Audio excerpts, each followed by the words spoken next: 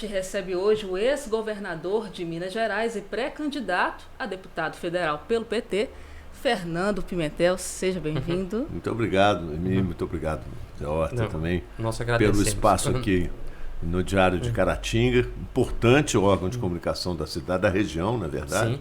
É uma alegria estar com vocês aqui hoje. A alegria é nossa. Jornalista José Horta aqui conosco hoje também para esse debate. E vamos começar então falando do senhor que esteve afastado da vida pública desde 2018, quando tentou a reeleição. Agora está de volta em 2022. Como que foi esse processo aí de decisão até agora apresentar o seu nome como pré-candidato a deputado federal? Sim, pois é bom essa pergunta porque me permite contar uma história até de caráter um pouco pessoal.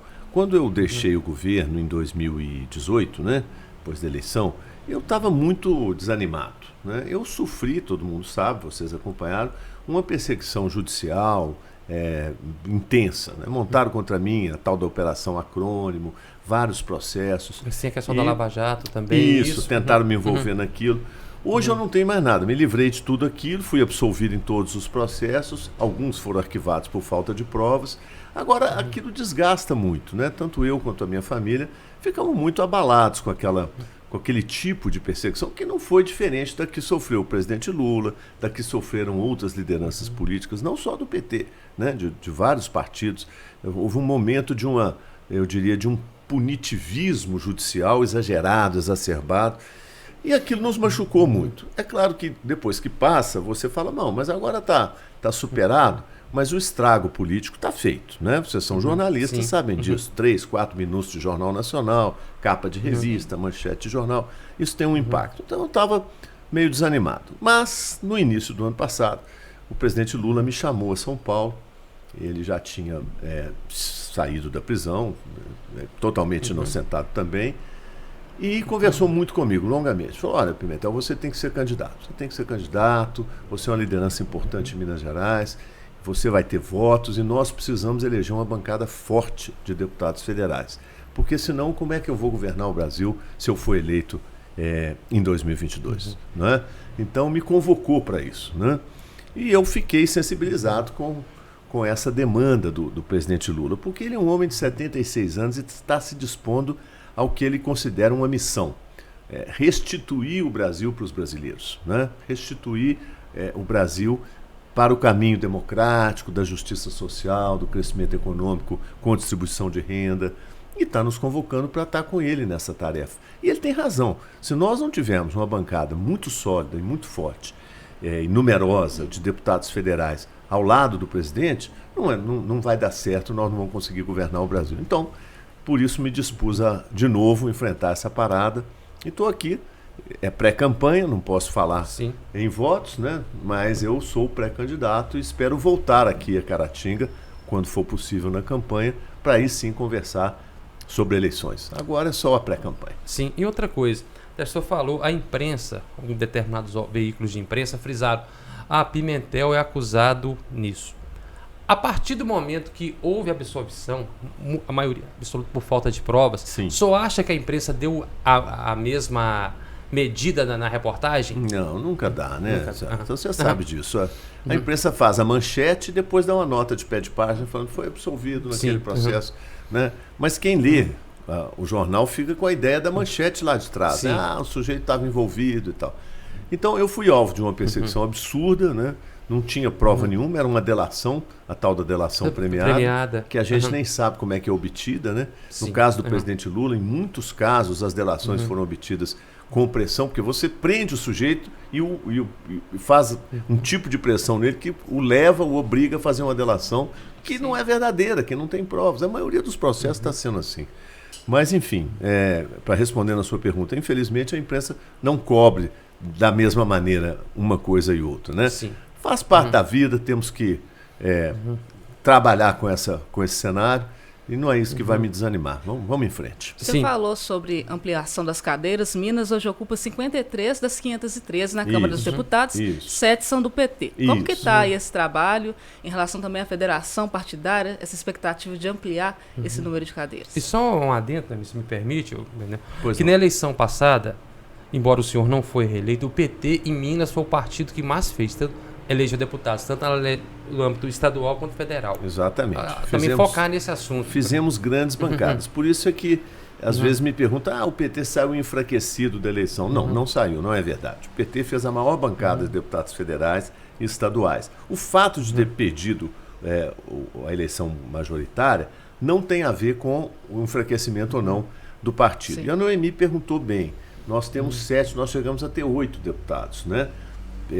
Temos um a menos hoje porque a deputada federal Margarida Salomão foi eleita prefeita de Juiz de Fora. Sim. Então nós fizemos 8 na eleição. Agora, é difícil falar porque a gente não pode antecipar muito, né? Mas as contas que eu vejo feitas pelos dirigentes do partido expandem esse número para em torno de 11 ou 12 deputados federais no PT. E a federação podendo chegar até a 15, né? Então, eu não quero ser muito otimista, mas eu acho que, de fato, pelo menos nós vamos manter o tamanho e, com certeza, crescer um pouquinho. Sim. Para comparado, né? O senhor é desde a fundação do PT, para 82, sim, que foi o Luiz Dulce, né? E o Maris Guia, né? Um único deputado federal, entendeu? E um estadual. Então, queira ou não, é uma evolução bem nítida do partido em Minas. Aqui o senhor acredita também essa evolução do partido em Minas Gerais? Que sempre teve uma característica no estado, digamos, mais conservador, né? Mas, olha, Zé, eu acho o seguinte, o PT é um partido que tem uma identidade muito forte com a população, com o povo, com os mais pobres, com os necessitados, né? Com os mais desvalidos, né? Com os esquecidos, em geral, pelos políticos. Toda vez que a gente ocupa governos municipais e mesmo o governo do estado, o nosso principal foco de atenção é justamente a população mais carente. E, com o tempo, isso foi ficando sólido e a população sabe reconhecer isso. Então, eu acho que o crescimento, que você observou bem, né? A sua memória histórica é importante. Eu lembro dessa, eu tinha 13 anos, né? Eu lembro das campanhas. A primeira campanha lá atrás. Starling, né? Exato, a nossa saudosa Sandra, candidata a governadora. Então, nós fomos crescendo de maneira muito sólida, de maneira muito enraizada. Tanto você vê que, mesmo com toda a perseguição que foi feita com a Lava Jato, o PT hoje é o maior partido político, não é de esquerda, é o maior partido político em geral do Brasil. Sim. Quando se faz pesquisa simpatia partidária, 20% dos brasileiros falam que tem simpatia pelo PT. Então, eu acho que diz o seguinte para mim, isso aí me diz a seguinte coisa, em política você tem que ter lado. Sim. E o nosso lado, o meu lado e o lado dos meus companheiros do PT sempre foi o mesmo. Sim. É o lado da democracia, o lado da justiça social, o lado que combate a discriminação, que combate o racismo, que combate a perseguição às minorias, né? Sim. E aí algum reconhecimento sempre você vai ter com isso. Eu estava até observando também, baseado naquilo que o senhor falou, uma recente entrevista do Fernando Haddad, ele falou assim, fala-se do antipetismo. Mas como é isso, se o nosso pré-candidato lidera para presidente, se em São Paulo eu estou bem cotado? Exatamente. Acha que também, voltando, né? Existe uma parte, alguns segmentos da sociedade que tentam embutir isso. Existe o antipetismo, mas as pesquisas, pelo menos até agora, mostram o contrário. Inclusive, com tudo o que aconteceu, na eleição passada para presidente, o PT esteve no segundo turno. Exatamente. O PT esteve no segundo turno em praticamente todas as eleições, exceto na do Fernando Henrique, quando não fomos ao segundo turno. Fora isso, sempre estivemos no segundo turno e muitas ganhamos, né? Sim. Então é um partido muito sólido e eu acho que isso aí é uma grande vantagem hoje para o Brasil. Nós temos que recuperar o Brasil para o caminho democrático, né? Essa opção que está hoje com o Bolsonaro é a opção autoritária, a opção que não tem compromisso com a democracia, não tem compromisso com a justiça social.